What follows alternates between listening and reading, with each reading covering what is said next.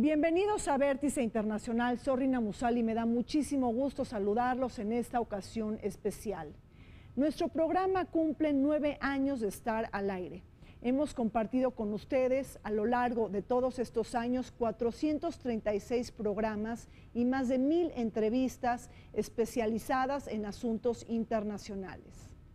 El día de hoy les presentamos un recuento de los últimos 45 programas que tuvieron lugar en el último año a propósito de revisar los frentes abiertos de la seguridad colectiva global, los dilemas que enfrenta la gobernanza económica internacional, la sacudida trumpista por el mundo, así como la vitrina electoral que ha tenido lugar en los últimos 12 meses. Les presentamos en este juego una serie de entrevistas con académicos, diplomáticos, funcionarios, legisladores y también activistas nacionales e internacionales. Les pido que nos acompañen.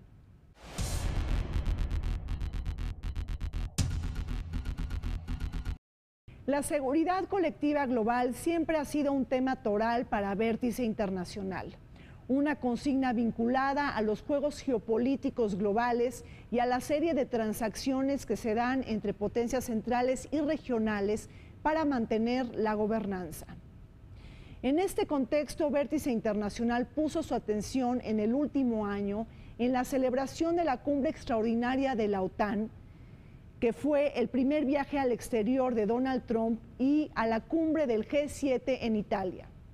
El club exclusivo y excluyente que desinvitó a Rusia por sus andanzas en Crimea, en Ucrania y otros espacios postsoviéticos, y que mucho tiene que ver con la ampliación y la política de puertas abiertas de la OTAN hacia Europa del Este.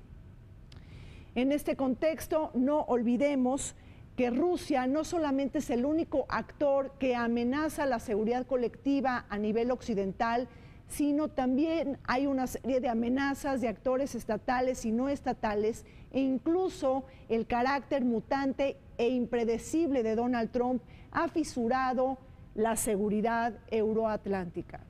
Pero me parece que se están reconfigurando, ¿no? Dos posiciones en el mundo occidental de los países desarrollados, la ala conservadora con May y Trump, y por el otro lado posiciones que no necesariamente más moderadas, tienen algún tinte conservador, ¿no? Pero más moderadas, que tienen el interés de mantener a la Unión Europea y mantener a Estados Unidos como un aliado en términos de seguridad y de comercio. Los Estados Unidos han venido también pidiendo que la OTAN se involucre de manera más directa en el combate al extremismo islámico, concretamente el combate a ISIS, el Estado Islámico. No forma parte, digamos, de las atribuciones desde la lectura más convencional de lo que significan las acciones militares de defensa de la OTAN. Por tanto, significarían un cambio casi que de doctrina y de estrategia.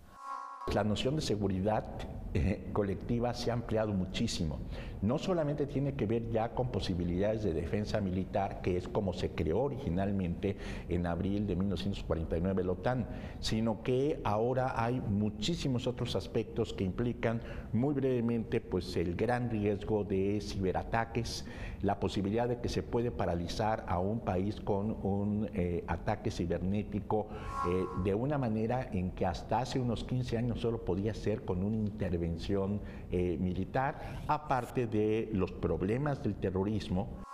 El Medio Oriente, la región más conflictiva y peligrosa del mundo, ha robado la atención de Vértice Internacional.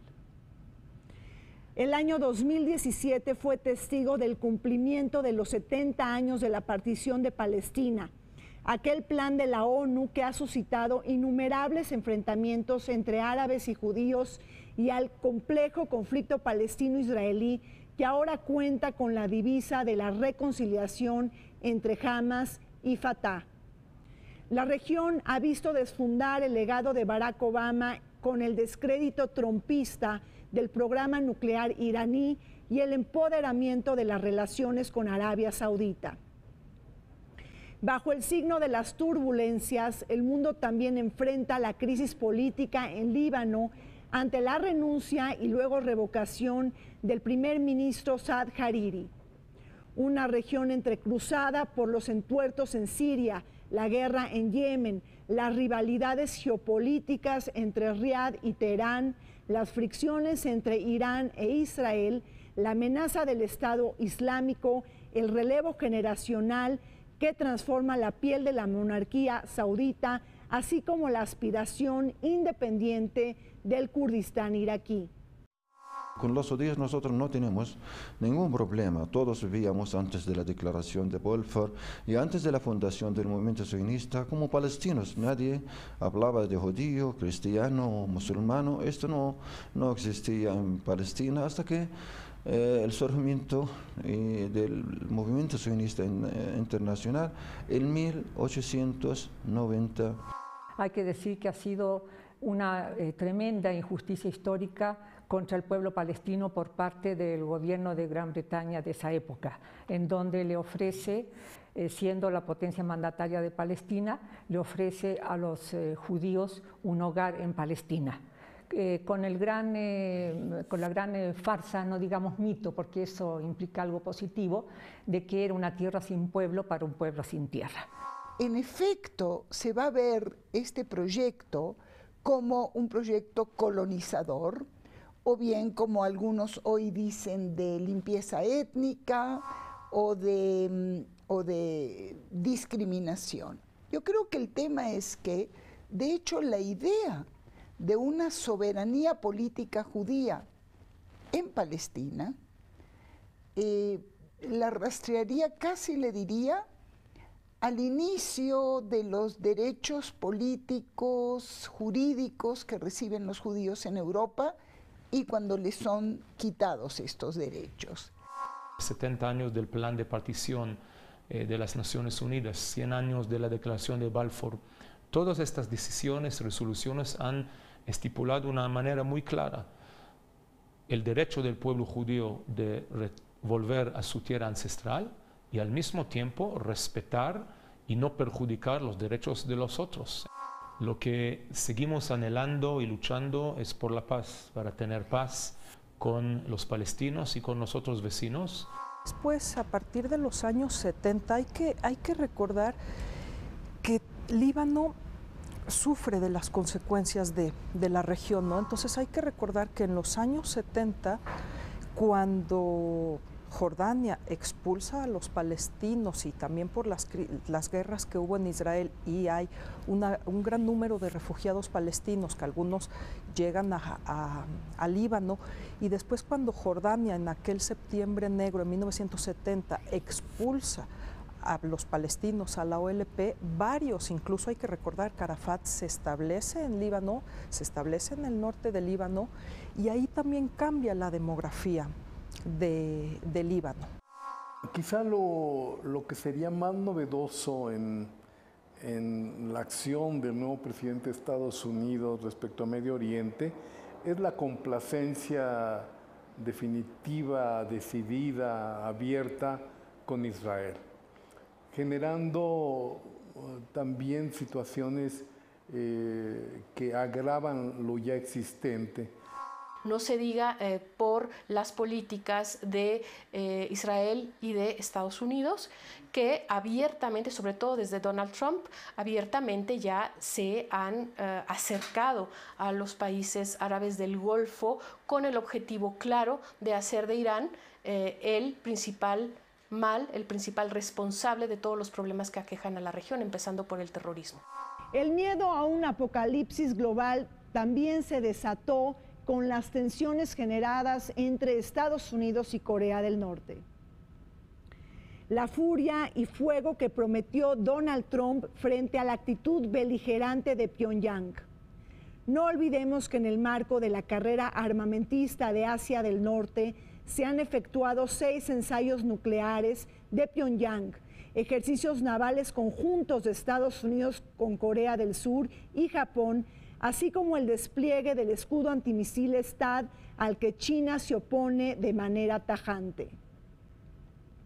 Sin embargo, el apaciguamiento de Kim Jong-un encuentra su coyuntura maestra en los Juegos Olímpicos de Invierno en Corea del Sur y la llegada de Moon Jae-in como nuevo presidente de Corea del Sur después de la salida de la ultraconservadora Park Geun-hye. Ha sido Kim Jong-un, la hermana menor del presidente, considerada la Ivanka Trump norcoreana, quien ha mostrado su poder suave para empujar la tercera cumbre intercoreana y la posible cumbre entre Donald Trump y el presidente de Corea del Norte. Efectivamente, Corea del Norte comienza a desarrollar su programa nuclear por lo menos desde los años 60, ¿no? A partir de cooperación china y después de cooperación internacional pakistaní para el desarrollo de las armas nucleares. Y este programa nuclear, digamos, comienza ya a materializarse en los años 90, cuando es claro que Corea del Norte posee dos importantes centrales nucleares. Se ha llegado a la conclusión en la comunidad internacional de que Corea del Norte está acelerando su proceso de desarrollo de misiles, tienen la intención y están probando el lanzamiento en breve, podría ser inminente, de un misil intercontinental que podría llegar a la parte de los Estados Unidos. Y esto le preocupa mucho a los Estados Unidos y a los aliados, obviamente a Japón y a Corea del Sur, y esto está tensando cada vez más la situación. La República Popular Democrática de Corea, bajo la tutela soviética, iniciará un proceso de generar primero la búsqueda de material nuclear, uranio principalmente, y en 1962 desarrollará y comprará la tecnología para tener un reactor nuclear. Es una carta de negociación tener una posibilidad de conseguir el material nuclear y posteriormente armas nucleares ante un mundo cada vez más competitivo y militarizado. Corea del Norte, tanto desde la época de Kim Il-sung como de Kim Jong-il y ahora con Kim Jong-un, siempre han tratado de negociar desde la fortaleza. El tema es la desnuclearización. Sí se puede hacer, yo confío en que es plausible un nuevo acuerdo como el de 1994, pero siempre y cuando se le asegure a Corea del Norte su existencia. No puede actuar bajo la amenaza, y hemos visto que bajo la amenaza ellos responden con mayor amenaza. Bajo los determinantes geopolíticos, Vértice Internacional miró con toda atención la celebración del 19 Congreso Nacional del Partido Comunista en China, una cita decisiva en donde se fraguó y se jugó el futuro político de Xi Jinping y de la sexta generación de líderes. En esta cita mayúscula para China es donde Xi Jinping fue reelecto por unanimidad hasta el año 2023, pese a que una reforma constitucional le permite alargar su estancia de manera indefinida. De esta manera, el presidente de China, Xi Jinping, ha venido a llenar los vacíos que ha dejado la política exterior de Donald Trump y el mismo presidente del gigante asiático, que se ha convertido en el nuevo defensor del libre comercio, de la globalización planetaria y del combate al cambio climático.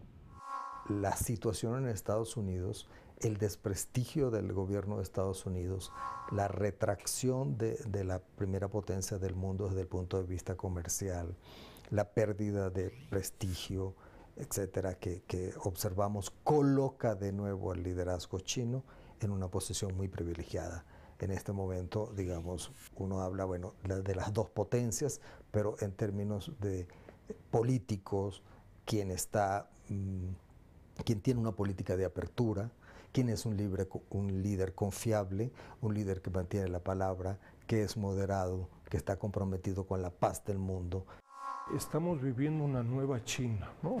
Si hace todavía 10 o 15 años China era parte, miembro del G77, del G20, del G5, hoy en día estamos crecientemente viviendo una tendencia de un G2, ¿no? El G2 es Estados Unidos y China, ¿no? Y China tiene un planteamiento crecientemente claro al respecto, entonces China ya no es un país más. En 2021, que va a ser tema de la agenda, se va a tratar el punto de los 100 años del partido. Entonces, imagínate, ¿no? La importancia. Segundo, a 2022, el nuevo plan quinquenal. Luego, 2025, el programa Made China, que está 2025, 2035 y 2045.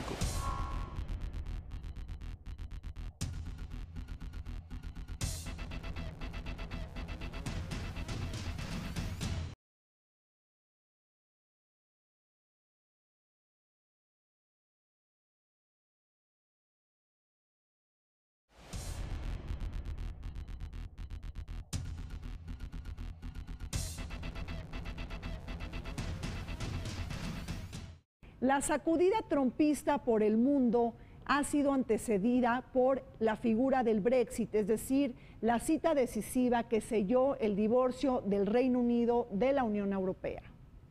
El sentimiento antiglobalizador y el hartazgo ciudadano que dejaron a este país con capacidad nuclear altamente dividido y polarizado.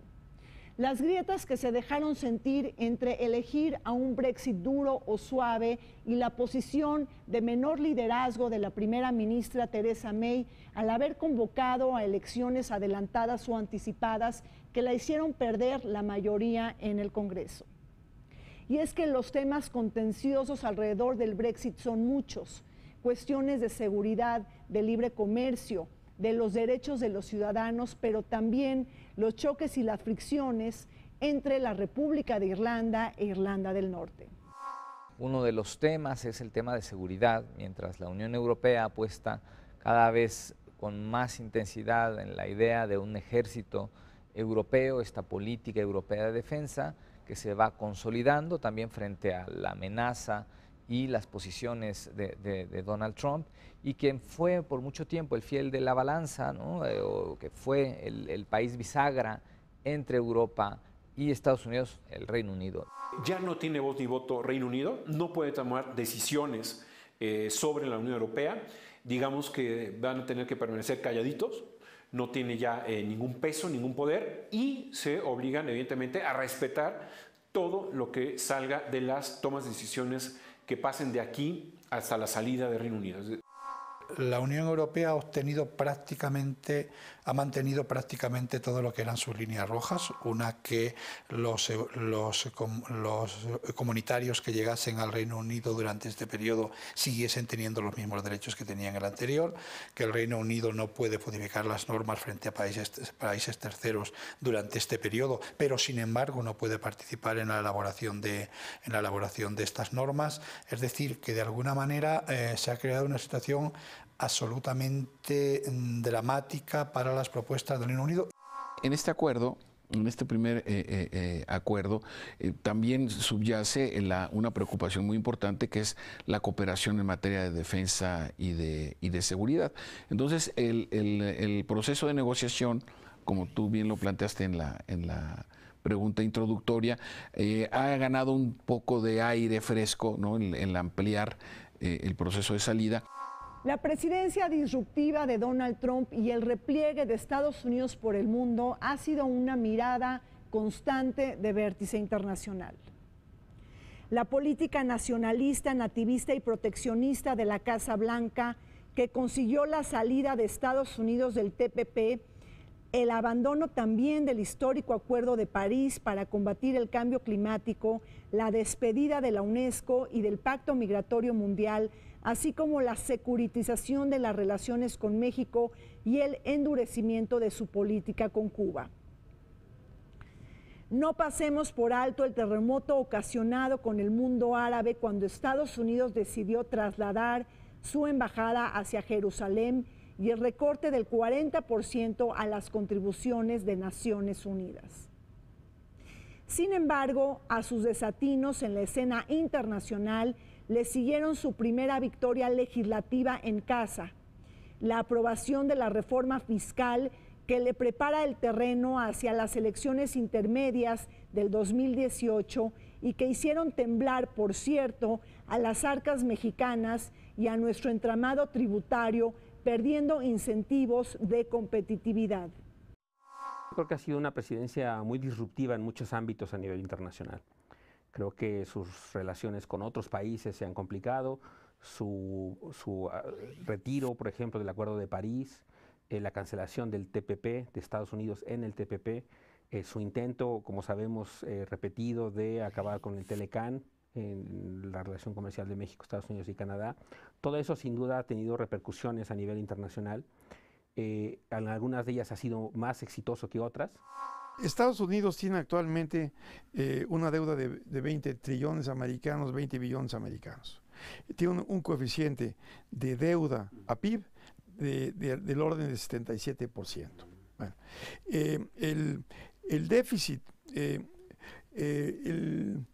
el costo de los dulces y los regalos fiscales que está dando se estiman en alrededor de un trillón americano, trillón y medio. Lo que en la práctica va a pasar es que va a aumentar el déficit fiscal americano y que a lo largo de los próximos años, no es de un golpe, pero a lo largo de los próximos años el déficit fiscal americano puede aumentar en por lo menos $1 billón. Días penosos y horas bajas han acompañado al relacionamiento de Estados Unidos con el mundo. Donald Trump ha abierto una guerra comercial con China y la Unión Europea al tiempo de despreciar el Tratado de Libre Comercio de América del Norte al haberlo tachado del peor acuerdo comercial firmado para los intereses de Estados Unidos. Después de 10 meses de negociaciones, el tratado trilateral ha sobrevivido gracias a la defensa de sus atributos y bondades por parte de gobernadores, alcaldes, legisladores y activistas estadounidenses en compañía con las autoridades mexicanas. Es bajo la nota del nacionalismo económico y del America First que continúan sin cerrarse capítulos controversiales como las reglas de origen para el sector automotriz, los artículos de solución de controversias para el comercio y la inversión, así como la llamada cláusula sunset o de extinción del tratado. Con esta actitud, Estados Unidos le da un golpe mayúsculo al multilateralismo económico y comercial y a la diplomacia liderada por la Organización Mundial del Comercio. El plantear presiones nacionalistas, argumentando que de esa forma se impulsará la creación de empleos en Estados Unidos, hablo de argumentos por parte de Donald Trump, pues desde una particular percepción yo diría, si hay una relocalización o una deslocalización de los procesos productivos, es también en la búsqueda de economías de localización, de alcance, economías que finalmente permitan hacer más competitivos a los productos de las empresas. La gran discusión son estos famosos 5 temas que les han llamado poison pills o temas controversiales, porque en verdad el resto de los capítulos me parece que va avanzando de manera muy profesional, más sin embargo pues es un tema más mediático, es un tema político, y en la medida que esos 5 temas puedan de alguna manera resolverse, me parece que la negociación podría encauzarse hacia una ronda conclusiva. Este es precisamente un momento de profundas transformaciones en los escenarios domésticos y por lo tanto en el escenario internacional. Si hablamos de un retroceso en términos de un escenario liberal y otro conservador, me atrevería a decir que es la sociedad estadounidense la primera que está profundamente dividida en estos dos sectores. Yo creo, y de estos hemos podido ver en el desarrollo, que la terminación anticipada del tratado no es un issue. Podemos vivir con renovaciones de cada 5 años, de cada 10 años, o simplemente establecer periodos de revisión, o dar por terminado en 10 años si tenemos un mejor instrumento, ¿no? Lo cual no debe traer ningún problema de nerviosismo económico ni político, ni por supuesto de estabilidad jurídica. Pues ya estamos acercándonos a los tiempos políticos y es lo que nos toca, y lo que hay que hacer es ser muy institucionales. Tenemos un gobierno constitucional y un Senado hoy en funciones, y nosotros trabajaremos con el gobierno constitucional que nos toque. O sea, el sector privado tiene que ser un balance institucional y fortalecer a las instituciones. El Telecán ya estamos saliendo del túnel, ya se avisora la luz. El punto es que no sabemos realmente qué es lo que se negoció. ¿no? Y aquí hay que hacer un fuerte llamado a raíz de que el texto que se negoció en el TPP no se convocó a audiencias públicas. A ciencia cierta no sabemos qué se negoció. Podría ocurrir lo mismo con el Telecán. Vértice Internacional, atento al sentimiento antisistema y antiglobalizador que recorre el mundo, también analizó los impactos y los efectos de la cuarta revolución industrial en la política internacional. El uso intensivo de Internet, que se acompaña de las redes sociales y de las tecnologías de procesamiento de datos, cuyos resultados electorales giraron la historia del mundo. El caso y el escándalo de Cambridge Analytica y la crisis de Facebook, que se vincularon a la utilización de noticias falsas o fake news y que terminaron por darle la victoria a Donald Trump en Estados Unidos y a concretar el voto a favor del Brexit. Es bajo el contexto extraordinario de los desarrollos tecnológicos que Vértice Internacional también compartió con ustedes otro tema de gran interés, el debut de las criptomonedas por el mundo, precisamente este hecho que está desfundando los cimientos de las organizaciones financieras internacionales.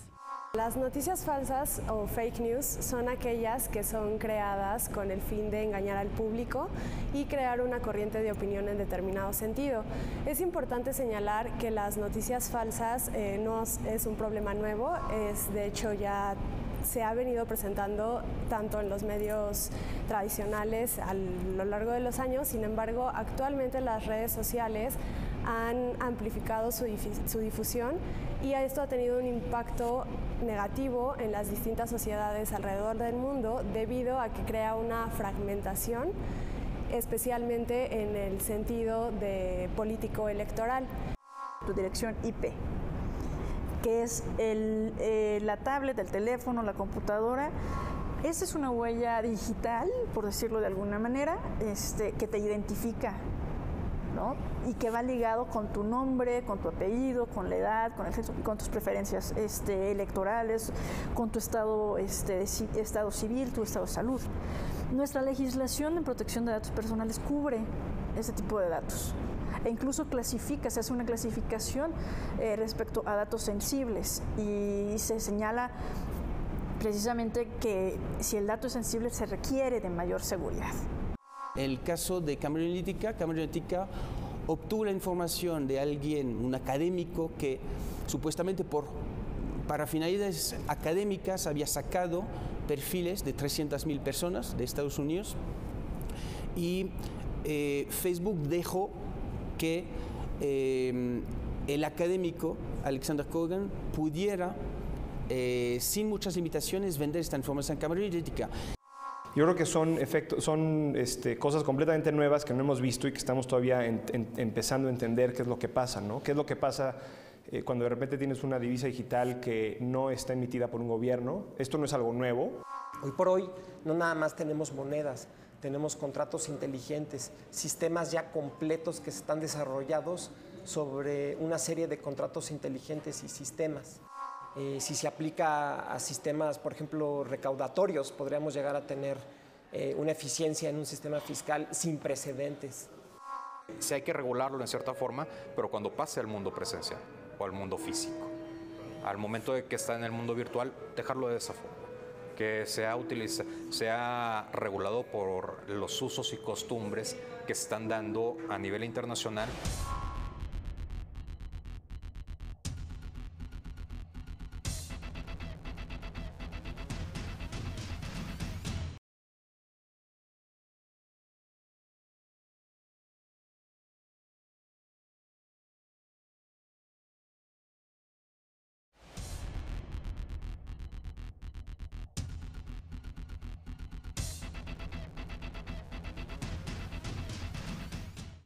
En su último año, Vértice Internacional estuvo atento a los dilemas que presenta la gobernanza económica global. Se cumplieron precisamente los 10 años de la crisis financiera internacional 2007-2008, que desencadenaron la mayor recesión económica después del fin de la Segunda Guerra Mundial. un periodo que vino a cuestionar los pilares del capitalismo desregulado y que tuvo en la escena política sus principales manifestaciones con la llegada de los partidos euroescépticos y antisistema que tomaron posiciones extremistas para controlar las fronteras, además de posiciones antimigrantes. Es bajo este tenor que cobra relevancia el G20, precisamente el grupo de las 20 economías más industrializadas, para tomar acuerdos entre las economías avanzadas y emergentes en aras de evitar nuevas crisis internacionales. Recordemos que la última cumbre del G20 tuvo lugar en Alemania y en la que participaron 3 países de América Latina: México, Brasil y Argentina. El orden económico internacional había estado impulsado fundamentalmente por los Estados Unidos. ¿Qué querían los Estados Unidos? Ser el líder en 2 cosas: en garantizar la seguridad universal, como ellos lo entendían, y en segundo lugar, abrir los mercados a la competencia, y en tercer lugar, hacer que los gobiernos se achicaran. El G20 tuvo un rol muy importante, especialmente durante la crisis en 2008-2009. Ya esta situación de crisis hemos dejado atrás, aunque hay una visión muy clara que ese desequilibrio en las posibilidades de desarrollo para las diferentes regiones del mundo es un reto central que hay que asumir. Y se reúne ahora en Hamburgo, a 10 años, 9-10 años del surgimiento de esa crisis, en una situación en que muchos hablan de la muerte de la globalización.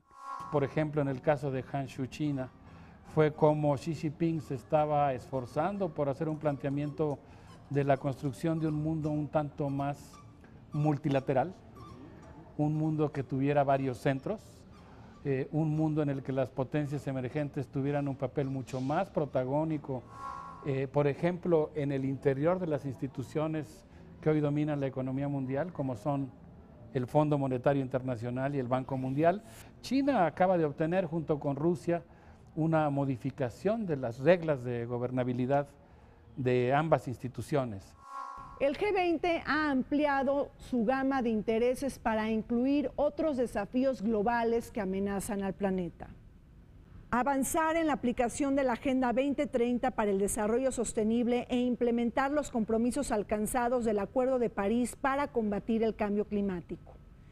Bajo este contexto, Vértice Internacional se preguntó sobre la COP23 en Alemania, siendo Fiji el primer país insular en ocupar la presidencia, así como de los avances obtenidos en los procesos de descarbonización y transición hacia economías verdes, pese a la salida de Donald Trump del Acuerdo Climático Mundial. La problemática del cambio climático, que se ha convertido en un desafío multidimensional que también contribuye a la crisis migratoria global. Las personas que huyen por las sequías, inundaciones y ciclones, y no solamente por los conflictos, persecuciones políticas, religiosas y oportunidades económicas. Sin embargo, un nuevo desdén apareció en la agenda de Donald Trump. Abandonó también el Pacto Migratorio Mundial, privilegiando la lógica discriminatoria y racial. Cumbres como las que se celebraron en Nueva York u otras que se han estado celebrando a nivel internacional y regional, toman relevancia, uno, porque colocan la agenda migratoria y de asilo como uno de los temas de la agenda pública, ¿no?, que se discuten, pero pueden resultar también perversos si se quedan solamente en las buenas intenciones, ¿no?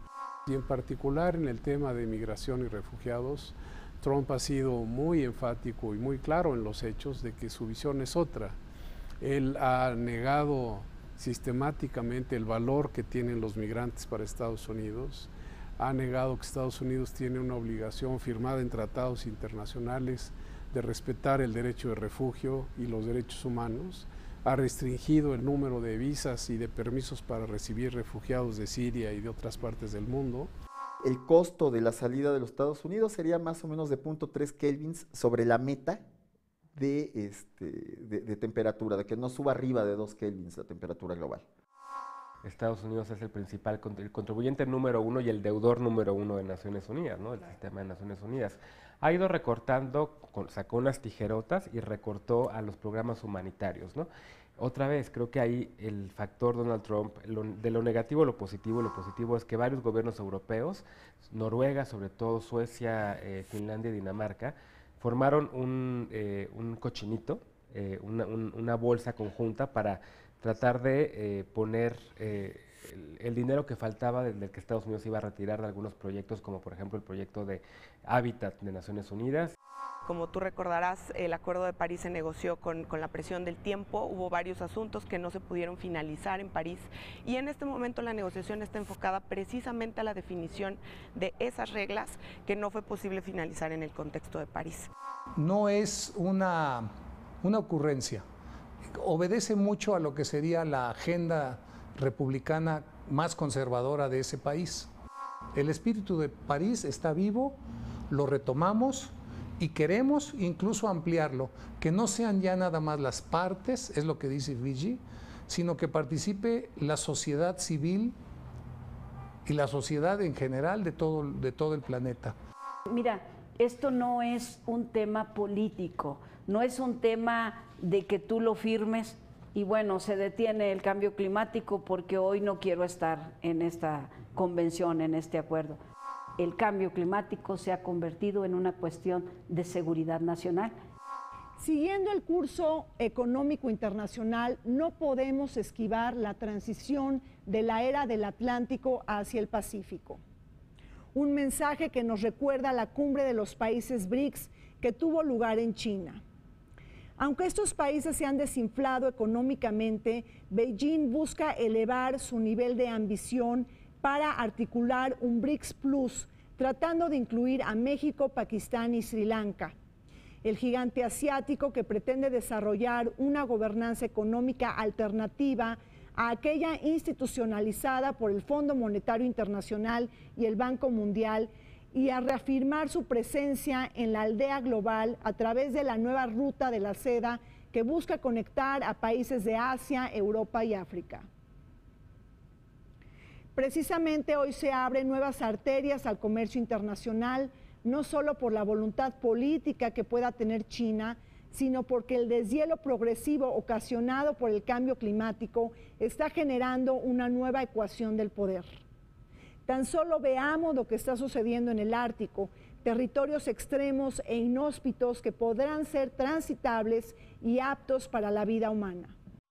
Un político ruso, ¿no?, señaló que pasamos de la Guerra Fría a la Guerra Helada, precisamente porque si hubiera una nueva guerra sería precisamente en ese lugar, ¿no?, en el Ártico, donde las condiciones climatológicas pues, son todavía muy extremas, ¿no? Entonces, efectivamente, estamos ante una competencia por el control de esa región del mundo, ¿no?, rica en recursos energéticos. O sea que es una zona sumamente estratégica, entonces que no nos sorprenda que dentro de poco vaya a haber un conflicto. Si consideramos que el mundo petrolero es delicado, la zona del Ártico se considera una frontera siguiente porque el Ártico es un área, si bien geopolíticamente muy complicada, no está densamente, vamos a decir, controlada. Cuando convergen en una zona donde podrían tener recursos que no están debidamente delimitados, podría haber una colisión entre los dos países. Afortunadamente tenemos el tiempo para que se llegue a una negociación más tranquila, más pacífica, por los bajos precios del petróleo. Yo lo que veo con el proyecto de la nueva ruta de la seda es un reposicionamiento de China en un continente donde tenemos demasiadas potencias en las que cada una quiere definir su esfera de influencia. De verdad, Asia es el continente con más potencias mundiales. Está Rusia, está Japón, está India con su aspiración a ser gran potencia y está China. Entonces son demasiadas, ¿cómo decirlo? Demasiados poderes que están contrapesándose y están luchando por delimitar esferas de influencia. De todos los que acabo de mencionar, de estos 4, quizá los mejor posicionados serían Japón y China. Y Japón y China tienen una rivalidad ancestral. Yo creo que ahorita el sistema internacional está bajo la égida de una multipolaridad. No se puede decir que hay un solo hegemón. Los hegemones están totalmente divididos. Hay hegemones de carácter militar, hay hegemones de carácter nuclear, hay hegemones de carácter económico. Entonces, no podemos decir que China va a ser la potencia del siglo XXI de manera integral, ¿no? Es una potencia, pero necesita tener complementariedades en el marco de las economías emergentes. No se puede desfasar como una hegemonía porque también estaría como un actor protagónico en el sistema internacional y sería un rival para los Estados Unidos de Norteamérica. La gobernanza económica global ha sufrido de la llegada de los nacionalismos en Estados Unidos, pero también de la Unión Europea. Hay que recordar que Donald Trump desfundó y abandonó el Acuerdo de Asociación Transpacífico, el llamado TPP, que hoy resucita sin su anuencia. Fueron países como Japón y Nueva Zelanda quienes buscaron continuar con esta configuración comercial, pero también apoyados por otros países de la Alianza del Pacífico. Y es que, hablando de la Alianza del Pacífico, estos países también buscan generar un nuevo relacionamiento con países de la región, pues se ha invitado a últimas instancias para que Canadá, Nueva Zelanda, Australia y Singapur puedan participar y ser miembros integrantes. De igual manera, hay un proceso de convergencia y de diálogo político entre el Mercosur y la Alianza del Pacífico con el objetivo de abonar al comercio intrazona. Somos muchas Américas Latinas, a pesar de que hay muchos factores que nos unen, ciertamente hay en los últimos años, sobre todo, ha habido una diferencia importante entre la ruta a seguir, tanto en el campo político como económico de diversos países de América Latina. Hemos pasado por momentos políticos difíciles. Una integración requiere liderazgo político del más alto nivel. Vemos la experiencia de la Unión Europea. La Unión Europea hoy por hoy es la experiencia de integración económica más acabada. ¿Por qué? Pues porque hay un liderazgo político atrás. ¿Cómo lo podemos medir? Por ejemplo, el comercio que hace la Unión Europea consigo misma, entre los países de la Unión Europea 28 el día de hoy. La Alianza del Pacífico es muy importante que se dé a conocer que es un proceso de integración profunda. No estamos hablando única y exclusivamente de la parte de un acuerdo comercial entre los 4 países, sino que estamos yendo mucho más adelante, como ya alguna vez tuvimos oportunidad de platicar.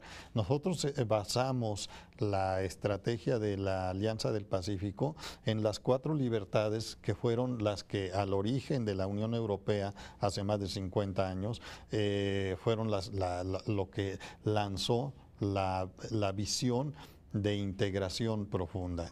Pone en luz que cuando todo el ambiente mundial está, si no en contra, por lo menos no tan favorable y muy escéptico de los acuerdos de integración y de cooperación económica internacional, América Latina insiste en que ese es el camino para América Latina.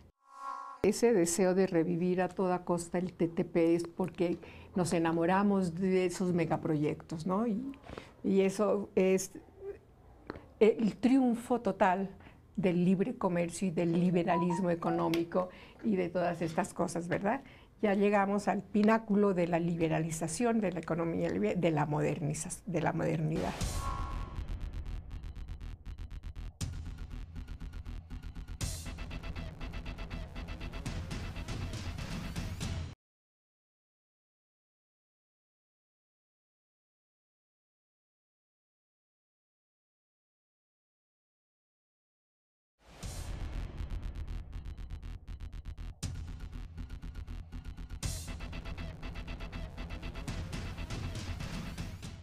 Durante el último año, Vértice Internacional le dio seguimiento al ruedo electoral, precisamente elecciones que tuvieron lugar en países centrales, en economías emergentes y también en naciones menos desarrolladas.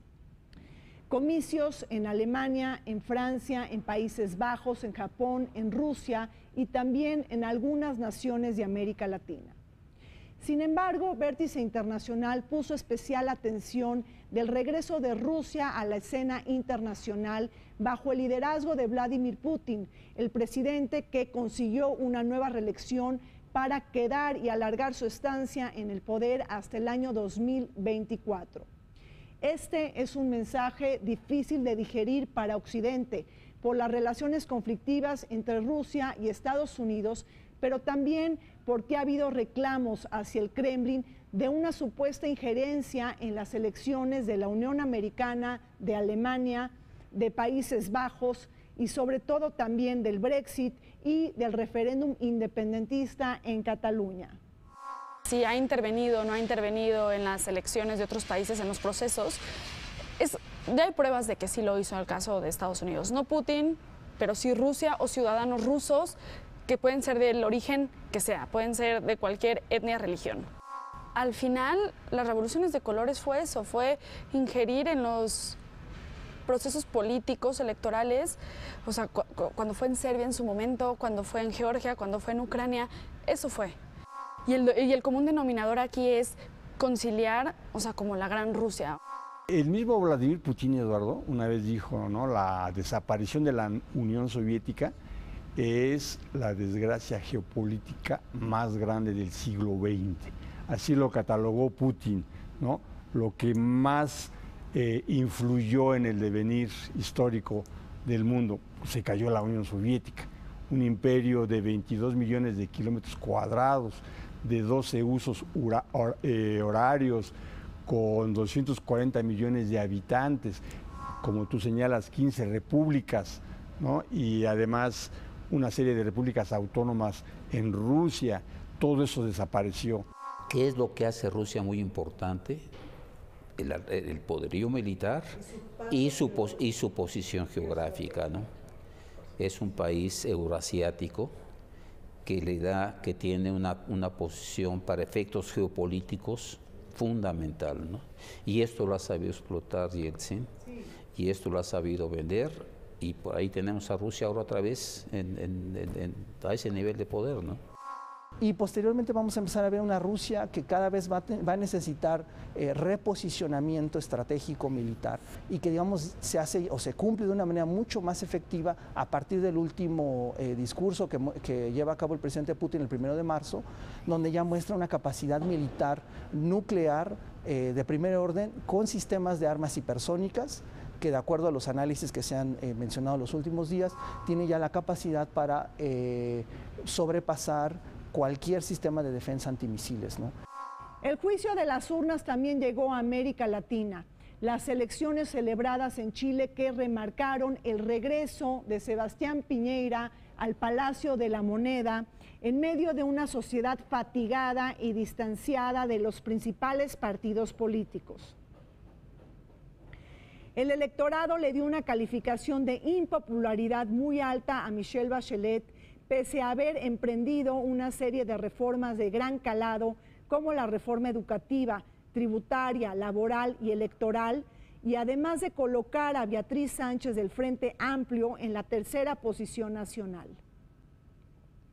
Bajo el contexto latinoamericano, Vértice Internacional también puso su mirada en el relevo de Raúl Castro y el cambio generacional en Cuba, a propósito de la muerte de la generación histórica que pregonó los ideales de la revolución, el antiimperialismo y el anticolonialismo.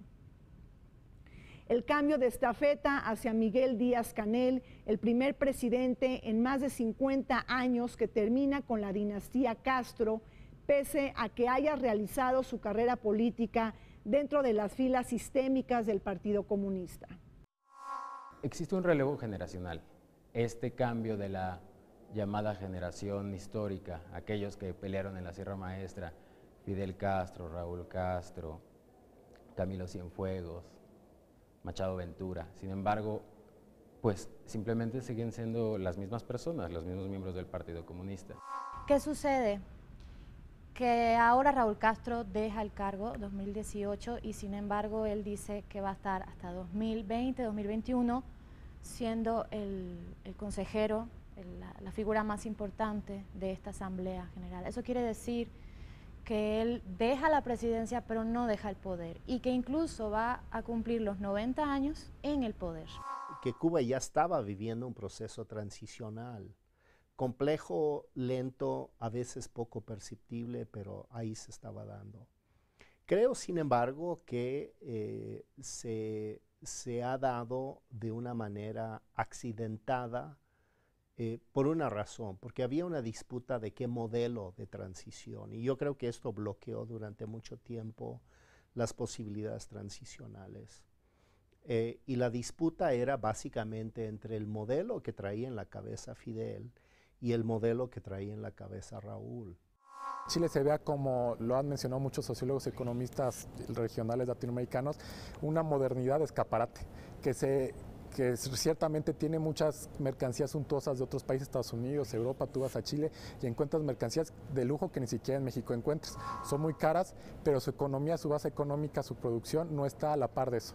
La gente en su mayoría no tiene la capacidad de comprar eso, los artículos de lujo. Lo logra gracias al endeudamiento con tarjetas de crédito en bancos privados. La transición entre Bachelet, primer gobierno, Piñera, primer gobierno, y la Bachelet, segundo gobierno, el país ha experimentado muchas tensiones, muchas movilizaciones. El programa económico es prácticamente el mismo, es decir, cuando hablamos de candidatos de izquierda, no estamos hablando de candidatos radicales que van a cambiar totalmente el modelo económico. Siguen, digamos, la línea del modelo neoliberal, económico neoliberal. Bajo el radar latinoamericano, Vértice Internacional ha hecho un seguimiento puntual de la crisis política, económica e institucional que sacude a Venezuela. La polarización política entre fuerzas chavistas y opositoras que no ha llevado a la reconciliación nacional. Venezuela, que vive una crisis en múltiples dimensiones, así como en su relacionamiento internacional. Recordemos la celebración de la Asamblea Nacional Constituyente que reemplazó a la Asamblea Nacional liderada por fuerzas antichavistas y el gobierno paralelo que busca instaurar Nicolás Maduro, así como la celebración de elecciones regionales donde se impusieron las artimañas oficialistas para renovar distintas gubernaturas.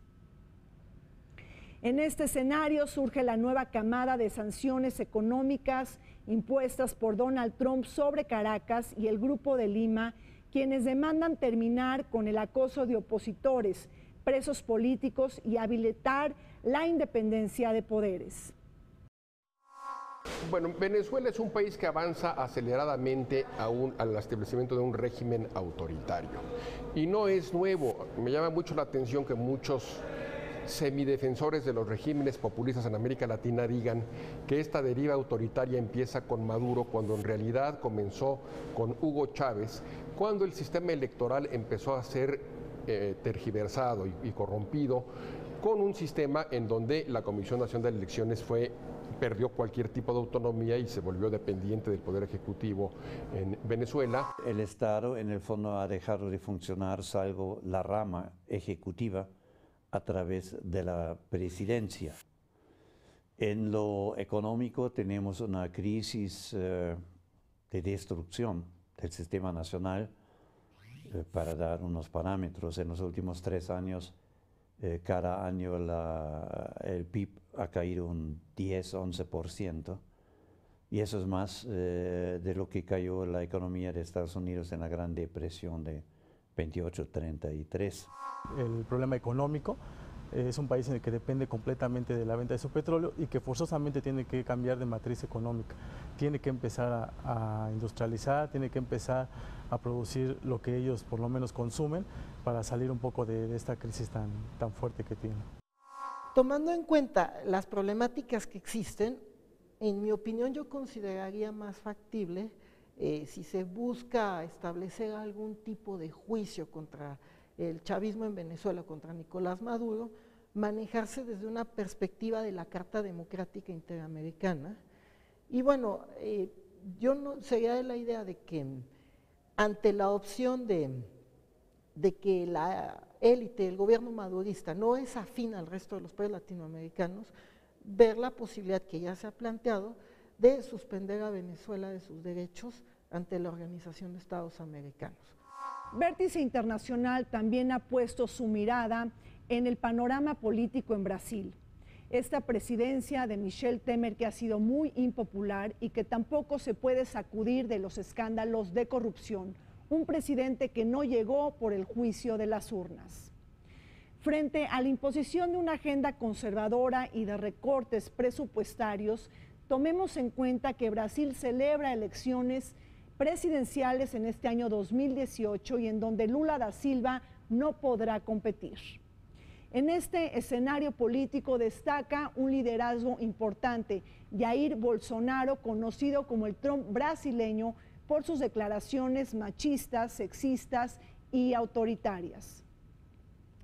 Pero también Vértice Internacional puso su mirada en otras jornadas electorales clave en América Latina, las elecciones presidenciales de Colombia de este año, en donde se dieron bajo un nuevo contexto político, la dejación de las armas por parte de las FARC, las fuerzas revolucionarias que por cierto se convirtieron en partido político gracias al proceso de paz.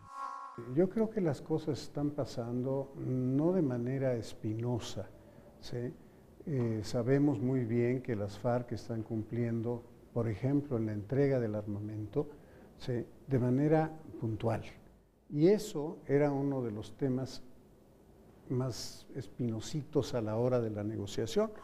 Colombia vive uno de los momentos más importantes de su historia contemporánea debido al logro de la paz y a que finalmente después de los resultados del referéndum, que resultó negativo porque una buena parte de la población consideraba inaceptables o inadmisibles algunas de las cuestiones que venían contenidas en el proceso de paz, finalmente, después de la revisión, logró pasar y ahora está siendo implementado. El Congreso refrendó finalmente una segunda versión de los acuerdos que fue necesaria después de que el pueblo colombiano rechazara o votara por el no a la versión inicial de los acuerdos.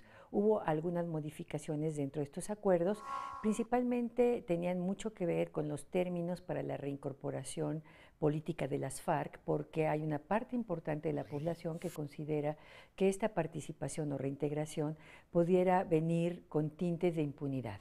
Recordemos que Brasil está gobernada por un mandante, por un presidente ilegítimo, producto de un golpe de Estado jurídico parlamentario que desplazó, hace un año exactamente en estas fechas, en agosto de 2016, desplazó a la presidenta Dilma Rousseff.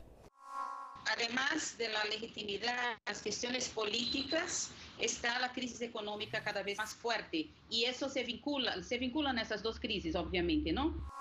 Es una situación bastante inestable, ¿ya? Porque hay un descontento social muy extendido por las políticas de ajuste del presidente Temer. En segundo lugar, creo que las reformas neoliberales que está implementando son sumamente duras y el tema está pues que en un contexto de descontento social aplicar políticas de ajuste y reformas que rehacen totalmente las relaciones laborales. Si bien es cierto que Lula y gente cercana a Lula es acusada de escándalos de corrupción, no necesariamente los casos de los que se acusa a Lula tienen la misma magnitud incluso que otros casos de corrupción que involucran a figuras de la oposición o al propio presidente Temer. Muchísimas gracias por su atención y compañía. Soy Rina Musali y los esperamos todos los martes en Vértice Internacional.